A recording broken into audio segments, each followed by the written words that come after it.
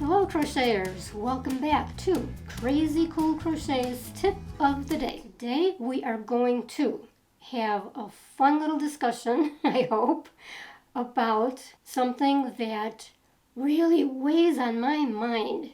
And I think it's really important that we set things straight once and for all. Fringe or tassels? What's the difference? Whew, okay. Two entirely different things, fringe and tassels. Except in the situation where they are one and the same.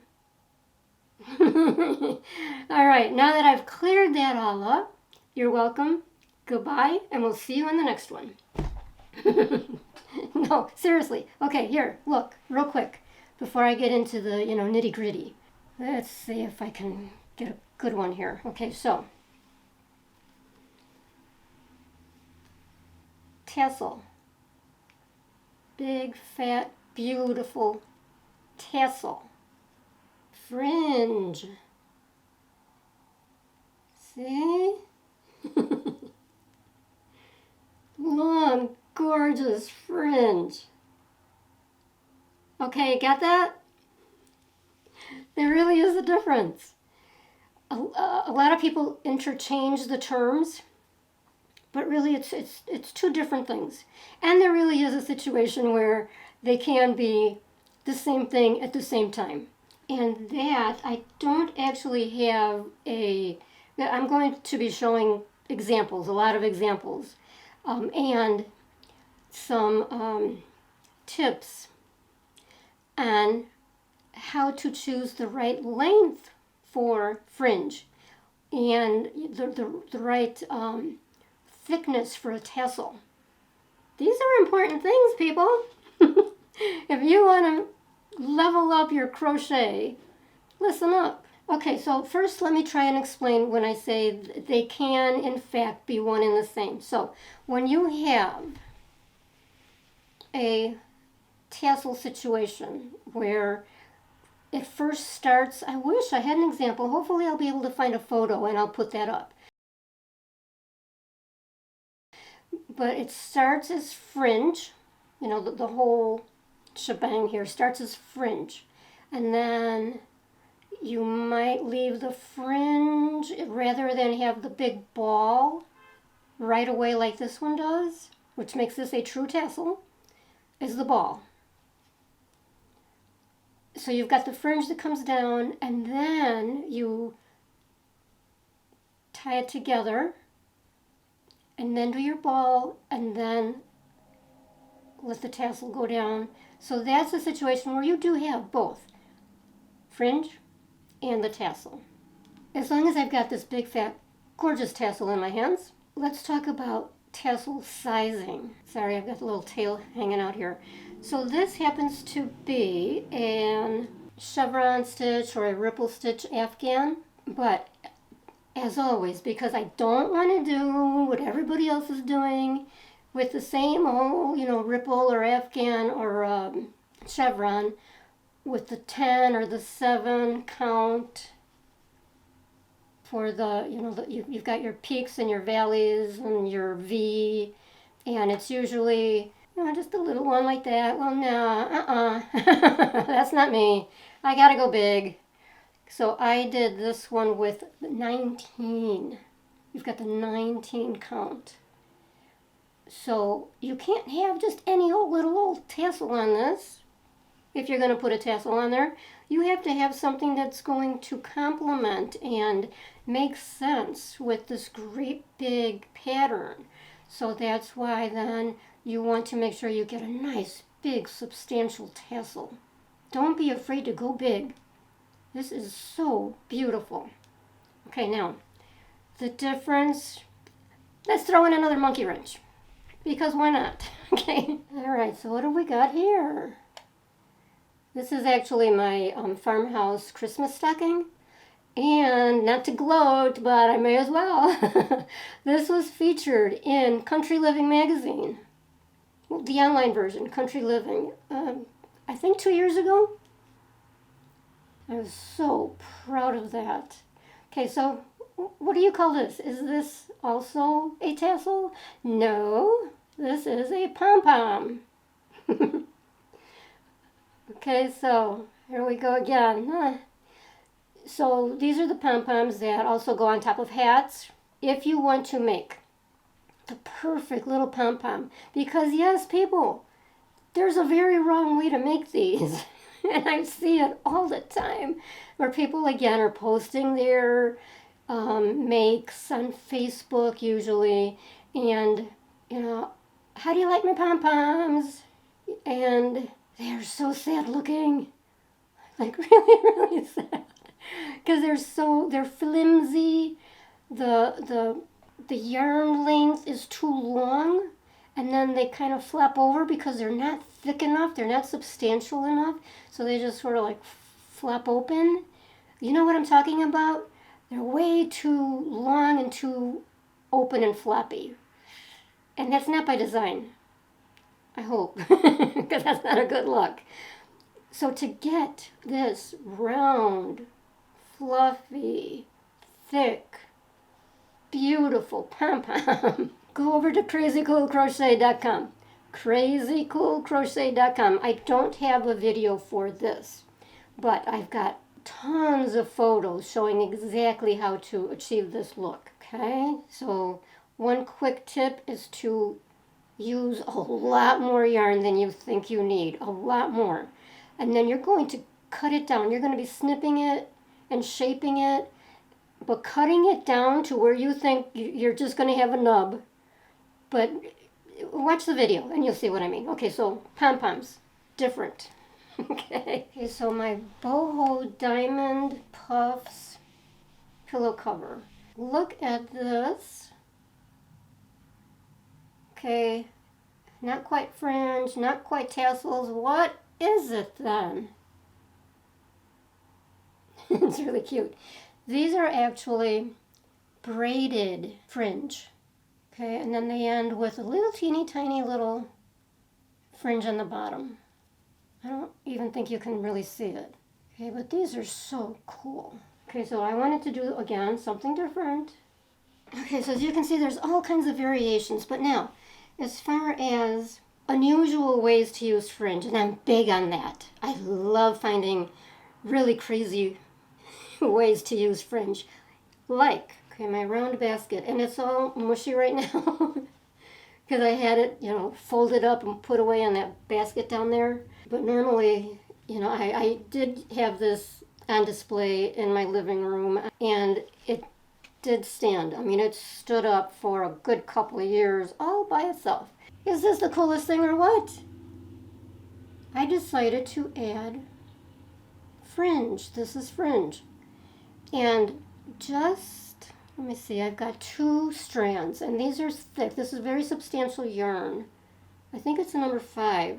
Now, all of these patterns are either in videos here on YouTube or over at the blog Crazy Cool Crochet, where the written patterns are found. And of course, my Etsy shop, where you can buy the printable pattern and support my work, which, guys, that is so important to me, and I'm so thankful. But anyway, this is an unusual way to use fringe and to really make a statement. Otherwise, it would have been just any old basket. You want to make a statement? Boom, there you go. But this is a situation where less is more. Now, as far as the length of the fringe, so let me show you a couple of other situations where you're not expecting the fringe or not in the way that I used it. And you've seen these already. I've used it on my tips of the day recently, but it applies here. And I have taken, these are pillow covers, but I've pulled out the pillow form. See the fringe? I knew I wanted to do something different. Aside from that really cool color block, it still needed something else. Otherwise, here you go, just another pillow. Throw in a little fringe and boom, you've got a statement piece, right? Okay, now here's a situation where the length of the fringe is crucial. Okay, so now as you can hopefully see, I'm trying to hold this up with one arm. I had the fringe going straight. This is 2-inch fringe. And then I started to taper it over here. So I didn't want the fringe hanging over the gray. I wanted it gold on gold. Here again is my other color block pillow cover. And this time I went with still with the little, I think this is 2 inches. Maybe a little shorter. But here I did keep it all one level. And again kept it gray over gray. See, so that way it's not overpowering because you already have the color black situation going on, and that's what you want to feature. And then the little pop of fringe is just a little interest, a little extra interest. I have got all kinds of motorcycles coming back and forth here today. And then I'm going to leave a graphic of the gray. I have this all gray pillow and it's got rows of fringe. Rows of 2-inch fringe. So that was a situation where I really went different. I did row over row over row of the fringe regarding the length and how it makes a huge impact. Obviously the boho festival vest, I call this. Woohoo! Look at that. Oh, I love that so much. And this is 10-inch long fringe. And here's a situation where it needs to be straight in order for this to really work. It needs to be straight fringe. If you're wondering what am I talking about, I did talk about that in a previous tip of the day, I believe it was. This one was somebody over on Etsy who bought the pattern. Her daughter was going to be in a dance recital with the 70s theme. And so she had to dress up in 70s clothing. So she had these cool bell bottoms, and the mom made this for her, adapted it, for a 10-year-old. I think she was 10, 12, somewhere around there. And she took a photo of her doing a big twirl, and this fringe just flew up as she was twirling. It was just the coolest thing. Thank you so much if you're watching for sending that. I just love that photo. So if you may have noticed, I make a lot of ponchos. I love ponchos because they're so versatile. And I make all different kinds. So again, go take a look, okay? If you haven't looked around at all of my patterns or designs, click in the white space where it says Crazy Cool Crochet, the name of my channel. Click on that, takes you to the home page. That's only a sampling. Look up above, click where it says videos. Now that opens up all the patterns, all the designs, so go take a look. The different lengths and situations where you need to know what size to use. Okay, so this is a very airy, very flowy. I think I call this my spring poncho, possibly. Very, very open weave. This is my day and tonight poncho. And these are 4-inch long strands of fringe. And the yarn is very thin. It's probably a number 3. So you've got the real delicate fringe for a real delicate poncho. But the length is what you're looking for. Okay, so you want something that will add to the flowiness. If it's too short, it's going to be stumpy. If it's too long, it's going to overpower the piece. Now this one's going to show a major difference. Okay, so this is much more, more masculine, I guess. I wanted to put a little fringe on there, and by little, I mean little. So look at that little baby fringe. Can you see? I hold it up against myself. Less than an inch, maybe 3/4 of an inch, half an inch. So I wanted to add, again, a little interest, but I didn't want like the long. You need to take everything into consideration when you're choosing the length of fringe. For my pumpkin spice poncho, which is one of my best sellers ever. So this one's got the 4-inch fringe. Now, because this is a longer design, the poncho fits fairly long, then you want fringe that will balance it out. Okay, so the shorter fringe wouldn't have made any sense, too long and now you're dragging on the ground because this is already a long poncho, the design of it. My most recent poncho, I believe, is the striped one with the hood. Okay, so trying to hold it up and show you just does no justice to the design, so I'm leaving photos, leaving links in the white space below the video where you actually have to open it up. You have to click where it says show more if you're on a desktop or a laptop.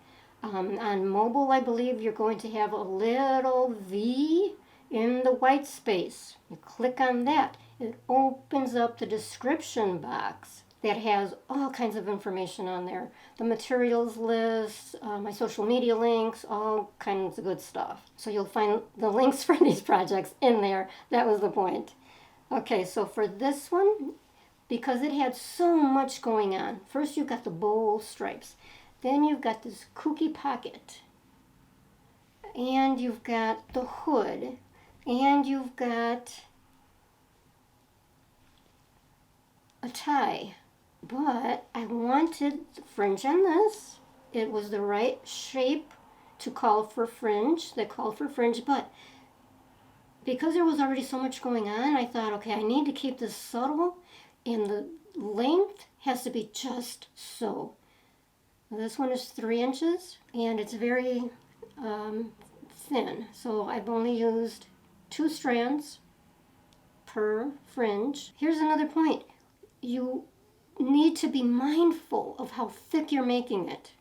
Okay, so again, because this had so much design going for it already, you don't want this in every single space, and it overpowers everything, and it makes it thick and messy. Okay, you want something subtle sometimes. I really hope this is making sense and it's helping you on some level to be able to know what length, what thickness of fringe and tassels to use. I've got one more little example. Okay, so this is my Afghan. Ooh, this is heavy. Okay, so I've got the stripes going in one way and then a big border with stripe going the other way. And again, it needed a little something to finish it off. So I used the little, again, teeny tiny. This is probably a 1/2 inch fringe. And on this one I did put it, I think, almost in every space. Because the blanket itself is so big and heavy and substantial. This is for winter for sure. And I love using this. It's so warm and so soft and drapey. Okay, so Afghan, look at my videos for that one, or the blog. I think I covered all the bases and the differences and how to know the size, the length, the thickness, the placement. Play with the ideas, play with your creativity. Add fringe where it's not expected, and you might surprise yourself. If this helped, let me know in the comments below. I love hearing from you guys. It's so many of the comments are so heartwarming, and I appreciate that a lot. I think that's it for this tip. Thank you. That's all I had left was my big thank you. And we'll see you on the next one.